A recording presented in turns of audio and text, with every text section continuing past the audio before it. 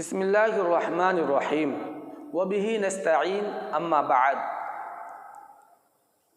معزز سامعین، السلام علیکم ورحمۃ اللہ وبرکاتہ۔ الحمدللہ آج 15ویں تراویح مکمل ہوئی۔ آج کا بیان 18ویں پارے کے نصف سے 19ویں پارے کے ثلث تک کی تلاوت پر مشتمل ہے۔ پہلے مومنوں کو خطاب کر کے کہا گیا کہ تم شیطان کے نقش قدم پر مت چلو۔ جو شیطان کے نقش قدم کی اتباع کرے گا تو وہ شیطان بے حیائی اور نامعقول ہی کام کرنے کو کہے گا۔ پھر فرمایا، ہم نے تم لوگوں کی ہدایت کے واسطے تمہارے پاس واضح احکامات بھیجے ہیں، اور جو لوگ تم سے پہلے گزرے ہیں ان کے بعض حکایات اور خدا سے ڈرنے والوں کے لیے نصیحت کی باتیں بھیجی ہیں۔ ارشاد ربانی ہے، وَلَقَدْ أَنزَلْنَا إِلَيْكُمْ آيَاتٍ مُبَيِّنَاتٍ وَمَثَلًا مِّنَ الَّذِينَ خَلَوْا مِن قَبْلِكُمْ وَمَوْعِظَةً لِّلْمُتَّقِينَ۔ اللہ تو زمین اور آسمان کا نور ہے، مومن تو وہی ہے جو اللہ کے نور کو اپنے لیے رہنمائی سمجھے اور دل سے رسول کی اتباع کرے۔ رسول کی مخالفت تم کو کسی فتنے میں گرفتار کر سکتی ہے۔ اب سورہ فرقان شروع ہوتی ہے، جس کے آغاز میں فرمایا گیا کہ بڑی عالی شان ہے وہ ذات جس نے یہ فیصلے کی کتاب یعنی قرآن مجید اپنے خاص بندے حضرت محمد صلی اللہ علیہ وسلم پر نازل فرمائی، تاکہ وہ تمام دنیا جہاں والوں کے لیے ایمان نہ لانے کی صورت میں عذاب الہی سے ڈرانے والے ہوں۔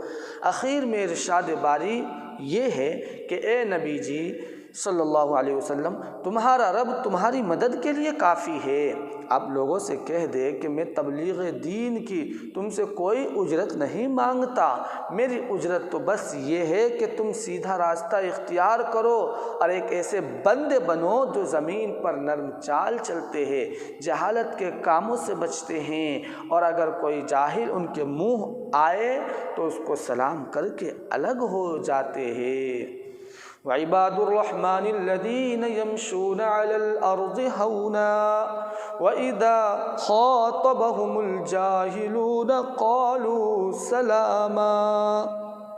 اس آیت کے اندر اللہ تبارک و تعالی اپنے نیک بندوں کی صفات کو بیان کر رہے ہیں کہ جب وہ اللہ کے نیک بندے اللہ کی زمین پر چلتے ہیں تو اکڑ اور اطراحٹ کے ساتھ نہیں چلتے، بلکہ وہ نرمی کے ساتھ اللہ کا شکر کر کے اللہ کا ذکر کرتے ہوئے چلتے ہیں، اور اللہ تبارک و تعالیٰ کی طرف ان کی توجہات ہوتی ہے، اور ہر وقت وہ چلتے پھرتے اٹھتے بیٹھتے وہ اللہ ہی کا ذکر میں اللہ ہی کے ذکر کے اندر وہ مشغول رہتے ہیں۔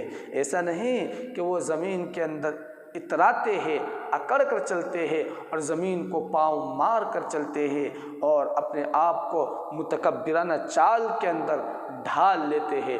وہ اللہ کے بندے جو نیک ہوتے ہیں وہ ایسے نہیں ہوتے ہیں۔ اور اگلی صفت یہ ہے کہ جب ان سے کوئی بیہودہ اور بیوقوف لوگ اور فضول اور لغو بات کرنے والے ان سے مخاطب ہوتے ہیں، ان سے گفتگو کرتے ہیں اور ان سے بیہودہ باتیں کرتے ہیں، تو پھر وہ ان سے منہ موڑ کر اور اللہ کی ذکر کرتے ہوئے آگے نکل جاتے ہیں، گویا کہ ان کی باتوں کی طرف نہ ان کی باتوں کا جواب دیتے ہیں اور نہ ان کی باتوں کی طرف کان دھرتے ہیں، بلکہ وہ وہاں سے چلے جاتے ہیں۔ ایسا نہیں ہے کہ ان کو سلامتی بھیجتے ہیں اور سلام کریں گے، بلکہ یہی مطلب ہے سلامہ کے کہ سلامتی کے ساتھ وہ خود اپنے حفاظت کے لیے اور اپنی سے، کیونکہ بیہودہ لوگوں سے اگر انسان منہ لگتا ہے اور بیہودہ لوگوں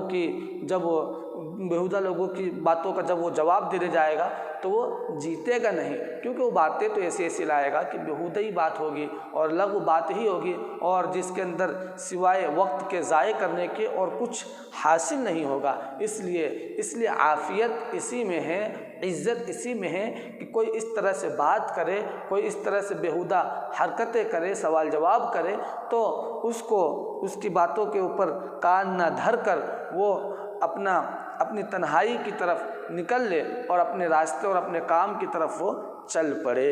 یہ اس کا مطلب ہے۔ مومن کے لیے اعلیٰ اجر مقدر ہے اور جھٹلانے والوں کو اتنی سخت سزا ملے گی کہ جان چھڑانی مشکل ہوگی۔ اس کے بعد سورہ شعراء شروع ہوتی ہے، جس میں حضرت موسیٰ علیہ السلام، حضرت ابراہیم علیہ السلام کی دعوت اسلامی، قوم نوح، عاد اور ثمود کی سرکشی اور ہلاکت، کم ناپنے تولنے والوں کا انجام بد، شاعروں کی ہرزہ سرائی اور پریشان خیالی اور بعض سیئات کا ذکر ہے۔ چنانچہ ارشاد باری تعالیٰ ہے کہ اے نبی، اگر کچھ لوگ ایمان نہیں لاتے تو تم ان کے غم میں اپنی جان کو مت بھلاؤ۔ بے شک ہم ایسی نشانیاں نازل کر سکتے ہیں جن کے آگے منکروں کی گردنیں جھک جائے گی، لیکن چونکہ یہ لوگ حق کو اب جھٹلا چکے ہیں اس لیے انہیں اپنے کیے کی سزا عن قریب مل جائے گی۔ اس کے بعد اللہ تعالی حضرت موسیٰ علیہ السلام اور دیگر انبیاء علیہم السلام، مثلا حضرت ابراہیم، حضرت نوح، حضرت ہود، حضرت صالح، حضرت لوط، حضرت شعیب علیہم السلام، تقریباً 7 واقعات کا ذکر فرماتے ہیں، کیونکہ ہر واقعے میں رہنمائی اور ہدایت پانے والوں کے لیے نشانیاں ہیں، لیکن منکروں میں سے اکثر نہیں مانتے۔ انہیں جلد اس چیز کی حقیقت معلوم ہو جائے گی جس کا وہ مذاق اڑا رہے ہیں۔ قرآن حکیم کو کیوں نہیں دیکھتے جو خود ان کی زبان میں نازل فرمایا گیا؟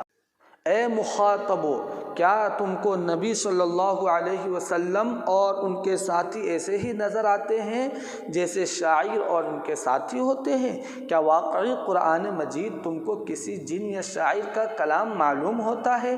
شاعروں کی پیروی تو بہکے ہوئے لوگ کرتے ہیں۔ اے لوگو، کیا تم نہیں دیکھتے کہ شعراء تو ادھر ادھر بھٹکتے پھرتے ہیں اور جو کہتے ہیں وہ کرتے نہیں؟ وَالشُّعَرَاءُ يَتَّبِعُهُمُ الْغَاوُونَ أَلَمْ تَرَ أَنَّهُمْ فِي كُلِّ وَادٍ يَهِيمُونَ وَأَنَّهُمْ يَقُولُونَ مَا لَا يَفْعَلُونَ۔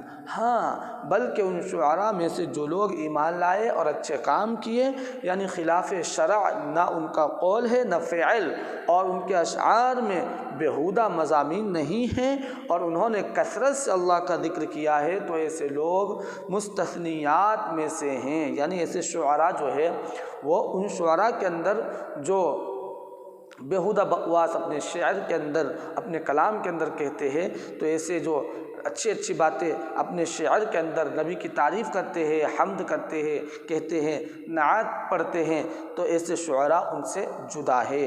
اسی پر سورہ شعراء کا اختتام اور بعد ازاں سورہ نمل کا آغاز ہو رہا ہے۔ سورہ نمل کا آج ایک رکوع تلاوت کیا گیا ہے۔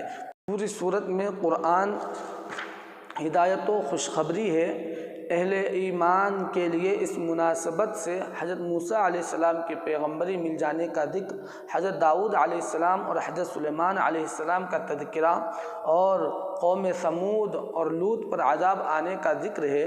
چنانچہ پہلے رکوع میں ارشاد ہے کہ قرآن مجید سرچشمہ ہدایت اور مخزن بشارت ہے ایمان لانے والوں کے لیے۔ تلک آیات القرآن و کتاب مبین ھدی و بشری للمؤمنین۔ مومن وہ ہے جو نماز قائم کرتے ہیں، جو زکوٰۃ دیتے ہیں اور آخرت پر پورا یقین رکھتے ہیں۔ ہم نے منکرین کے اعمال ان کے اپنی نظر میں مرغوب بنا دیے ہیں تاکہ وہ جہل مرکب میں مبتلا ہو کر مستقل خسارے میں رہے۔ اولئک الذین لہم سوء العذاب وہم فی الآخرۃ ھم الخاسرون۔ وہ بلا شبہ قرآن مجید ایک حکیم اور علیم ہستی کی طرف سے نازل کیا گیا ہے۔ وَإِنَّكَ لَتُلَقَّى الْقُرْآنَ مِن لَدُنْ حَكِيمٍ عَلِيمٍ۔ اللہ تبارک و تعالی ہمیں آپ کو اتباع نبوی کا ذوق سلیم نصیب فرمائے۔ ہر نافرمانی سے عموماً اور خصوصاً ایسی نافرمانی سے حفاظت فرمائے جو قوموں اور بستیوں بلکہ ملکوں کی تباہی اور عذاب کا سبب بنی۔ قرآن کریم کو سرچشمہ ہدایت اور دستور ہدایت ماننے کی توفیق صالح نصیب فرمائے، آمین۔ سبحان اللہ و بحمدہ، سبحان اللہ العظیم۔